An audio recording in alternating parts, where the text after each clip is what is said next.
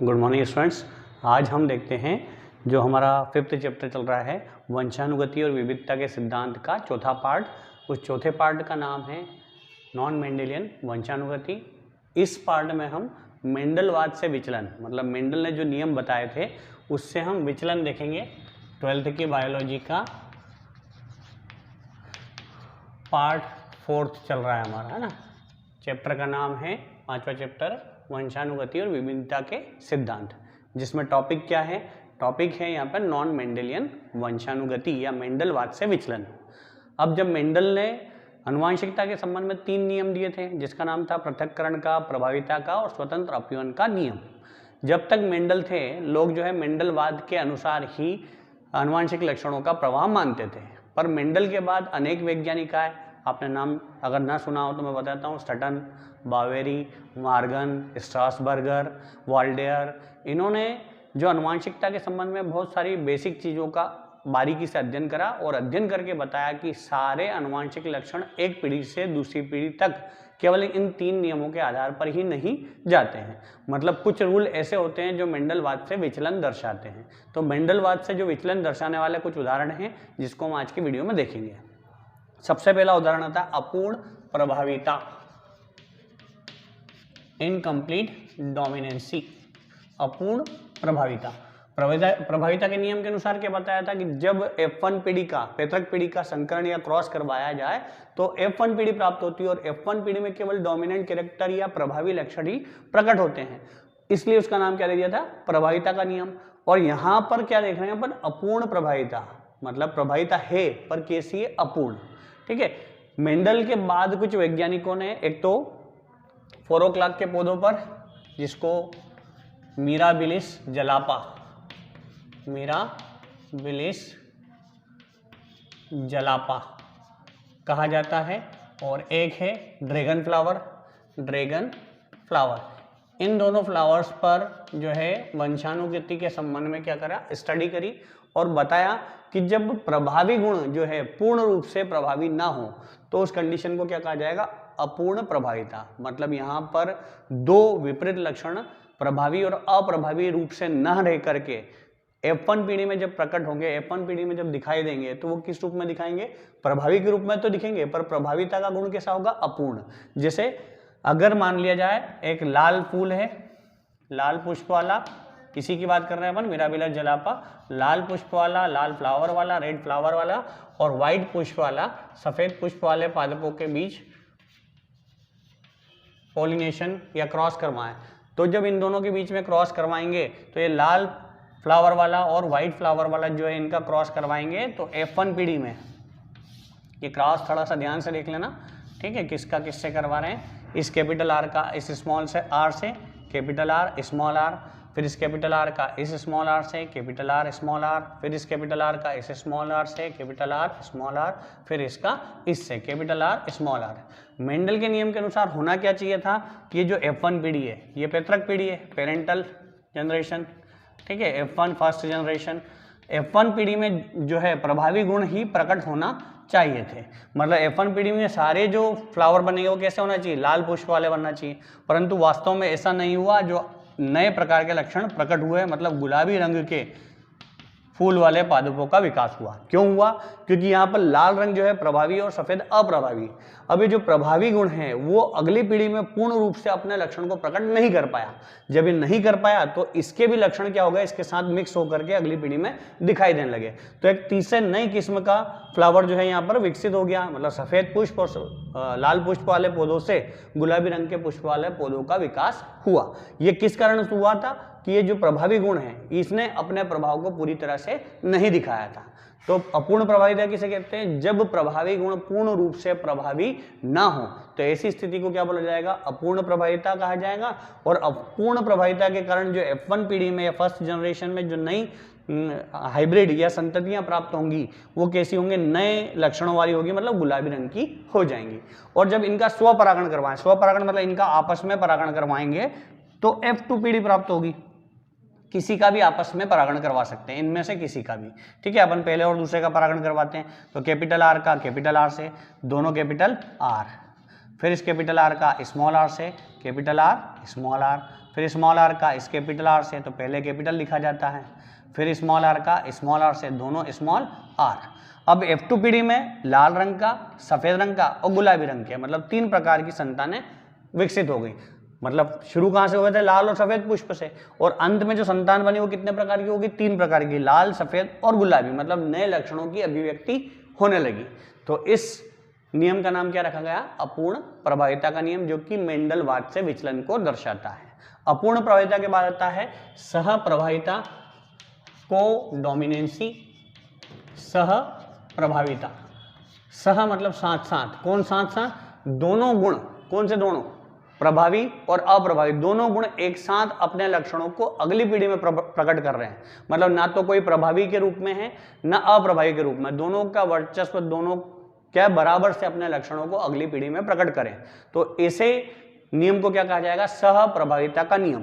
ठीक है, इसमें एक मैं और बताना भूल गया, एक उदाहरण और है कि जो ऑस्ट्रेलियन मुर्गी है, एक तो सफेद रंग की होती है और एक काले रंग की होती है। जब इनके बीच में संकरण करवाएंगे तो अपूर्ण प्रभाविता के कारण नीले रंग की मुर्गियों का विकास हो जाएगा। कौन सी मुर्गी बन जाएगी? नीले रंग की मुर्गियों का। वो किस कारण बनेगी? क्योंकि ये काला रंग पूर्ण रूप से क्या ना हो सका? प्रभावी ना हो सका, तो नए लक्षणों का प्रकट होना तय था, तो नीले रंग की मुर्गी बन गई। ऑस्ट्रेलियन मुर्गी जो कि सफेद और काले रंग की थी, और अपूर्ण प्रभाविता के कारण नीले रंग की मुर्गियों का विकास हुआ। अब सह प्रभाविता देखते हैं। सह प्रभाविता में यहाँ पर उदाहरण देख रहे हैं बैल का या जानवर का या गाय का कह सकते हैं। लाल रंग के लाल पशु और सफेद पशु, लाल पशु और सफेद पशुओं के बीच में संकरण करवाया, तो लाल पशु को तो कैपिटल आर से, सफेद को स्मॉल आर से व्यक्त करेंगे। जब इनका आपस में क्रॉस करवाया, capital R small R, capital R small R, capital R small R, capital R small R. ठीक है, तो चारों संतानें कायदे से होने क्या चाहिए थी कि लाल रंग प्रभावी होता है, मतलब कैपिटल आर प्रभावी है, स्मॉल आर अप्रभावी है। तो F1 जनरेशन में सारे जो थे एनिमल्स वो कैसे होना चाहिए थे? लाल रंग के, रेड कलर के होना चाहिए थे, परंतु ऐसा नहीं हुआ। क्यों? क्योंकि यहाँ पर ये प्रभावी और अप्रभावी के रूप में नहीं है, ये दोनों ही अपने अपने प्रभाव को बराबरी से F1 पीढ़ी में व्यक्त कर रहे हैं। F1 पीढ़ी में व्यक्त कर रहे हैं, तो F1 पीढ़ी में एक नए प्रकार के लक्षण, मतलब चितकबरापन, चितकबरापन जो है नया लक्षण उत्पन्न हो गया। और ये उत्पन्न हुआ है किसके कारण? सह प्रभाविता के कारण। और ये भी सह प्रभाविता किससे विचलन दर्शा रहा है? मेंडलवाद से विचलन दर्शा रहा है। अब इस सह प्रभाविता के कारण उत्पन्न F1 पीढ़ी के चितकबरी संतानों का आपस में स्वपरागण, इनका आपस में इससे इससे इससे इससे किसी का भी आपस में स्वपरागण करवाएं, तो स्वपरागण करवाएंगे तो फिर F2 पीढ़ी प्राप्त होगी। ठीक है, पहली और दूसरी का क्रॉस करवा लो, कैपिटल आर का कैपिटल आर से, कैपिटल आर का स्मॉल आर से, ठीक है, कि स्मॉल आर का कैपिटल आर से, फिर स्मॉल आर का स्मॉल आर से, चारों स्मॉल आर। अब संतानें ये कैसी हो गई? ये तो हो गई लाल पशु, ये कैसा हो गया? सफेद पशु, और बीच में जो नया है वो कौन सा आ गए? चितकबरे। तो नए प्रकार की जनरेशन, नई पीढ़ी की या नए लक्षणों वाले पशुओं की उत्पत्ति हुई, वो किसके कारण हो गई? सह प्रभाविता के कारण। ये दो हुआ मेंडलवाद से विचलन, एक तो अपूर्ण प्रभाविता और सह प्रभाविता। और बताता हूं मैं अगला आपको एग्जाम्पल, इसके अलावा भी तीसरा देखते हैं हम, बहु विकल्पिता, मल्टीपल एलेलिज्म, बहु विकल्पिता। मेंडल ने बताया था, मेंडल ने जब प्रभाविता का नियम दिया था, तो मेंडल ने प्रभाविता के नियम के आधार पर बताया कि किसी एक लक्षण के निर्धारण के लिए 2 कारक आवश्यक होते हैं। लंबेपन के लिए 2 कारक हैं, बौनेपन के लिए 2 कारक है, गोल फली के लिए 2 कारक है। मेंडल ने बताया था किसी एक लक्षण के निर्धारण के लिए कितने कारक आवश्यक होते हैं? 2 कारक आवश्यक होते हैं। परंतु जब मेंडलवाद से विचलन देखा, तो मेंडलवाद से विचलन दर्शाने वाले वैज्ञानिकों ने बताया कि एक लक्षण को निर्धारण करने के लिए 2 से अधिक कारक, 2 से अधिक विकल्प भी जिम्मेदार होते हैं। जब 2 से अधिक कारक जिम्मेदार होते हैं तो उस स्थिति को क्या कहा जाएगा? बहु विकल्पिता, मल्टीपल एलेलिज्म। मतलब कि अनेक एलिल, अनेक कारकों द्वारा जो है किसी एक लक्षण का निर्धारण अगर हो रहा है तो उसे क्या कहा जाएगा? बहु विकल्पिता। बहु विकल्पिता का सबसे अच्छा उदाहरण है ब्लड ग्रुप, रक्त समूह। आप सब जानते हैं हमारे ब्लड ग्रुप जो है वो 4 प्रकार के हैं। कौन कौन से हैं? Blood group A, B, AB और O। इन ब्लड ग्रुप में अलग अलग प्रकार के एलील पाए जाते हैं, जैसे ए ब्लड ग्रुप के लिए IA, इसके अलावा IA, IO। आप सब जानते हैं O जो है यूनिवर्सल डोनर है, ये यूनिवर्सल रिसीवर है, ये केवल A से ले सकता है और O से ले सकता है। B वाला B से ले सकता है, ठीक है, B के अलावा O से भी ले सकता है। AB जो है ये केवल A, B और इसके अलावा O से भी ले सकता है, और O ब्लड ग्रुप वाला केवल O ब्लड ग्रुप वाले से ही ले सकता है। मतलब ब्लड ग्रुप एक लक्षण है, इस एक लक्षण को निर्धारण करने के लिए यहाँ पर 3 कारक, कितने कारक, 3 कारक जिम्मेदार हुए, इस कारण इसे मल्टीपल एलेलिज्म कहा जाता है। ठीक है, यहाँ पर 1 2 दिख रहे हैं, यहाँ पर भी 1 2 दिख रहे हैं, यहाँ पर 1 2 3 और दिख रहे हैं, यहाँ पर 1 दिख रहा है।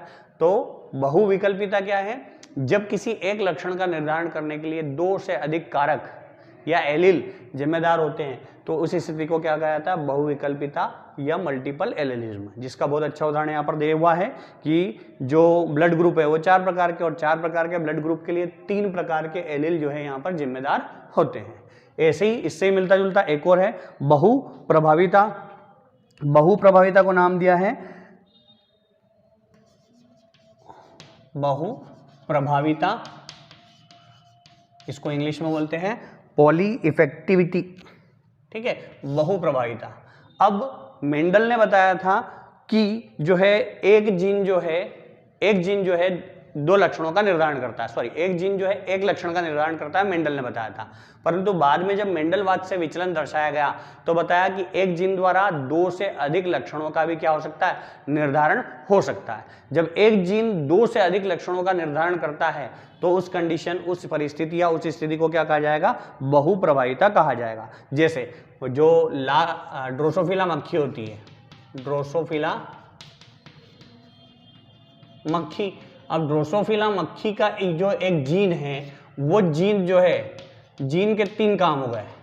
मतलब एक जीन एक कार्य का या एक लक्षण का निर्धारण करता है, मेंडल ने बताया था। पर मेंडलवाद से विचलन में बताया कि कभी कभी एक जीन जो है वो 1 से अधिक लक्षण या 2 से अधिक लक्षणों का भी क्या कर सकता है, निर्धारण कर सकता है। तो उसको नाम दिया है बहुप्रभाविता, मतलब बहुत सारे लक्षणों को प्रभावित कर सकता है। जैसे एक जीन जो है वो क्या कर रहा है, इस ड्रोसोफिला मक्खी की आंख के रंग का निर्धारण कर रहा है। किसका निर्धारण कर रहा है, आंख के रंग का।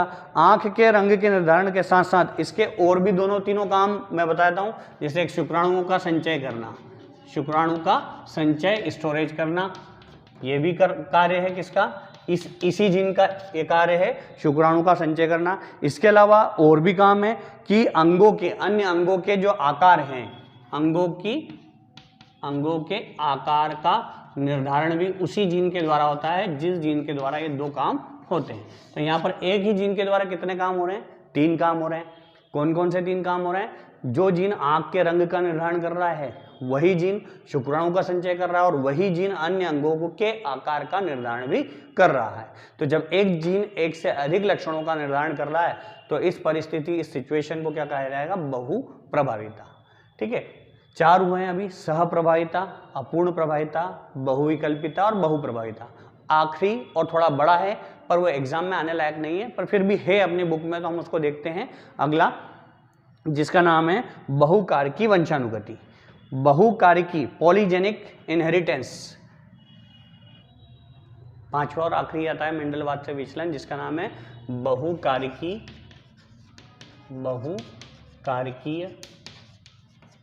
वंशानुगति, पॉलीजेनिक इनहेरिटेंस, पॉलीजेनिक इनहेरिटेंस। अब पॉलीजेनिक मतलब, पॉली मतलब होता है बहुत सारे, और कारक मतलब होता है जीन। जब जो है किसी जीव के अंदर किसी एक लक्षण का निर्धारण जो है अनेक जीन द्वारा हो रहा है तो उस वंशानुगति या उस जीन को तो बोले जाएगा पॉलीजीन या बहुकारक जीन, और उसकी वंशानुगति को कहा जाएगा पॉलीजेनिक इनहेरिटेंस या बहुकारकी वंशानुगति कहा जाएगा। इस बहुकारकी वंशानुगति के बारे में 2 वैज्ञानिक, एक तो एहले, ठीक है, और एक ईस्ट। एहले और ईस्ट नाम के वैज्ञानिकों ने इस वंशानुगति के बारे में बताया था, और इस वंशानुगति से संबंध में उन्होंने 3 बात बताई, 3 लक्षणों का निर्धारण हो रहा है किसके द्वारा, एक जीन के द्वारा। ठीक है, कौन कौन से 3 लक्षण, मनुष्य की बुद्धि, त्वचा का रंग और हाइट मतलब उसकी लंबाई। इन 3 लक्षणों का निर्धारण करने के लिए अनेक जीन जिम्मेदार होते हैं। जब बहुत सारे जीन मिलकर के इन 3 लक्षणों का निर्धारण कर रहे हैं तो उसको बहुकारिकी वंशानुगति, बहुकारिकी वंशानुगति, वाहक वंशानुगति, जिसमें किसी एक लक्षण का निर्धारण के लिए अनेक जीन, अनेक कारक जिम्मेदार होते हैं। ऐसे कारक या जीन को तो बहुकारक कहा जाता है और उनकी वंशानुगति को बहुकारिकी वंशानुगति कहते हैं। तो हम मनुष्य की त्वचा का रंग देखते हैं। त्वचा के रंग का बहुत अच्छा सा एग्जाम्पल एक मैं चेकर बोर्ड की सहायता से आपको समझाता हूँ। ठीक है, 7 रंग होते हैं मनुष्य की त्वचा के। कितने रंग हो रहे हैं? 7 रंग।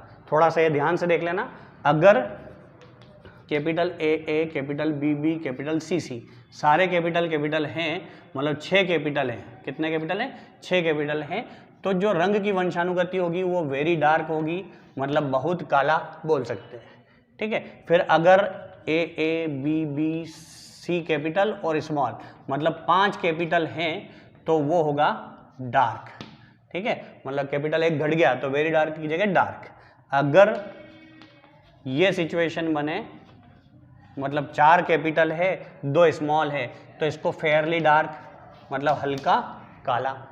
अगर ये सिचुएशन बने ए, बी, सी, मतलब 3 कैपिटल बने, तो यहाँ पर इंटरमीडिएट बन जाएगा। इंटरमीडिएट मतलब कि सांवला कलर। ठीक है, जब ये सिचुएशन बने 2 कैपिटल और 4 स्मॉल, ठीक है, मतलब क्या हो गया यहाँ पर 2 कैपिटल 4 स्मॉल, तो जैसे यहाँ पर फेयरली डार्क था ऐसे फेयरली लाइट हो जाएगा।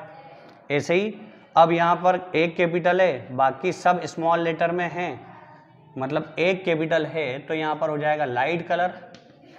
ठीक है, और जब सारे के सारे ही जीन्स स्मॉल लेटर में हैं, मतलब कि 0 में कैपिटल है, तो यहाँ पर क्या हो जाएगा वेरी लाइट कलर होगा। 7 कलर हैं। पहला कलर वेरी डार्क मतलब काला डूस बिल्कुल, जो 6 जीन जब कैपिटल में होंगे तो काला होगा। 5 जीन कैपिटल और 1 स्मॉल लेटर में होगा तो डार्क मतलब केवल काला होगा। जब 4 जीन कैपिटल 2 स्मॉल लेटर में होगा तो फेयरली डार्क मतलब हल्का काला होगा। जब 3 कैपिटल और 3 स्मॉल हो तो इंटरमीडिएट मतलब सांवला रंग दर्शाएगा। जब 2 कैपिटल और 4 स्मॉल लेटर में हो तो फेयरली लाइट। जब 1 कैपिटल 5 स्मॉल में हो तो लाइट, और सारे स्मॉल लेटर में हो तो वेरी लाइट। ये आपको याद रखना है। इसको याद रखोगे तो आप आसानी से जो है चार्ट बना पाओगे। जैसे चार्ट में क्या करना है कि वेरी डार्क का जीन क्या हो जाएगा, capital A, capital B, capital C, और वेरी लाइट का क्या होगा जीन ए स्मॉल लेटर में, ए, बी और सी। ठीक है, अब इनका आपस में क्रॉस करवाएंगे। जब इनका आपस में क्रॉस करवाएंगे तो capital A small A, capital B small B, capital C और स्मॉल सी, ये F1 पीढ़ी प्राप्त हुई। अब F1 पीढ़ी का आपस में स्वपरागण करवाएंगे। ठीक है, आपस में क्या करवाएंगे, स्वपरागण करवाएंगे। तो स्वपरागण कराने पर 8 स्थितियां बनेगी। 8 कैसी, सबसे पहले सारे चारों कैपिटल, फिर ए स्मॉल, बी और सी कैपिटल। ठीक है, ए स्मॉल ले लिया, एक स्मॉल ले लिया ए, अब बी को स्मॉल ले लेंगे, ए और सी को कैपिटल, अब सी को स्मॉल ले लेंगे, ए और बी को कैपिटल। ठीक है, अब अभी एक बार एक स्मॉल लिया, अब 2 स्मॉल लेटर लेंगे, ए और बी स्मॉल, कैपिटल सी। अब बी और सी स्मॉल, कैपिटल ए। एक बार ए बी ले लिया, एक बार बी सी, अब कौन लेंगे, सी और ए, तो ए और सी स्मॉल और कैपिटल बी। 1 2 3 4 5 6 7 और आखिरी में सभी के सभी स्मॉल लेटर में लेंगे। ठीक है, एक बार ये आ गई अपनी जनरेशन ऊपर की, ऐसे ही हम नीचे की बनाएंगे। टोटल 64 संतानें प्राप्त होंगी।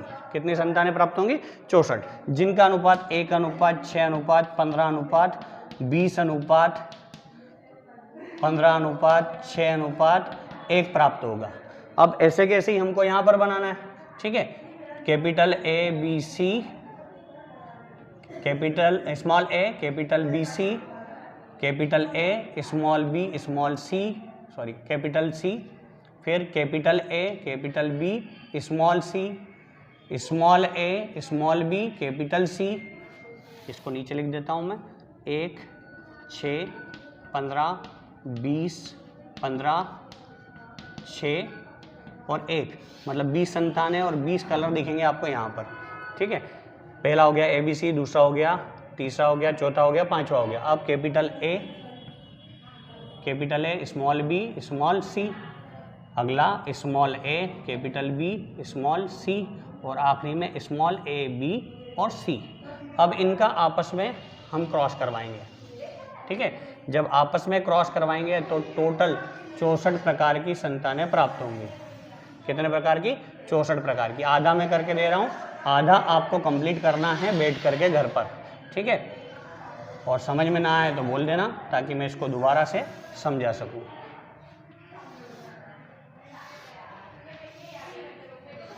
बहुकारकी वंशानुगति एग्जाम में कभी भी नहीं आएगा, पर अब हमारे पास है तो हमको करना जरूरी है। कैपिटल ए,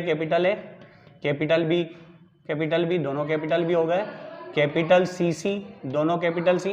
बेटा धीरे बोलो। फिर capital A, small A, capital B, capital C, capital A, capital B, small B, फिर सी कैपिटल हो गए दोनों, फिर कैपिटल ए है ना, कैपिटल बी, कैपिटल सी और स्मॉल सी, फिर कैपिटल ए, स्मॉल ए, फिर कैपिटल बी, स्मॉल बी, फिर कैपिटल सी, फिर अगला कैपिटल दोनों ए, फिर अगला कैपिटल बी, स्मॉल बी, अगला कैपिटल सी, स्मॉल सी, अगला capital A, small A, capital B, capital C और स्मॉल सी, और लास्ट में capital A, capital B, small B, capital C और स्मॉल सी। अब देखो इसको मैं आपको बता देता हूँ, यहाँ पर 6 जो हैं कैपिटल लेटर में, तो 6 कैपिटल लेटर में है, मतलब क्या है, ये वेरी डार्क है। ये 6 क्या है? Very dark. अब यहाँ पर एक स्मॉल है और 5 कैपिटल है, तो 5 कैपिटल में क्या सिचुएशन है, यहाँ पर डार्क है मतलब काला है। फिर 1, 2, 3, 4, 5, यहाँ पे भी 5 हैं तो यहाँ पर भी डार्क हो गया है, ये वाला भी। उसके बाद 1, 2, 3, 4, यहाँ पे भी 5 हैं तो यहाँ पे भी डार्क हो गया है। 1 कैपिटल, 2 कैपिटल, 3 कैपिटल है, 3 कैपिटल है तो इंटरमीडिएट आ जाएगा, ये वाला क्या हो जाएगा, इंटरमीडिएट। फिर 1 कैपिटल, 2, 3, 4 कैपिटल, तो 4 कैपिटल है मतलब फेयरली डार्क हो गया। ठीक है, फेयरली डार्क। फिर 1 कैपिटल, 2, 3, 4 कैपिटल मतलब फेयरली डार्क। फिर 1, 2, 3 कैपिटल, 3 स्मॉल मतलब इंटरमीडिएट। मैंने आपको आर्ट के बारे में बताया, अब ये आर्ट को आपको कंप्लीट करना है और वीडियो को देख करके, समझ करके, बना करके इसका फोटो आप यहीं पर भेज देना या पर्सनल में व्हाट्सएप ग्रुप पर भेज देना। तो ये हो गया हमारा नॉन मेंडेलियन इनहेरिटेंस या मेंडलवाद से विचलन। ठीक है, इसके आगे हम अगली वीडियो में देखेंगे। Thank you.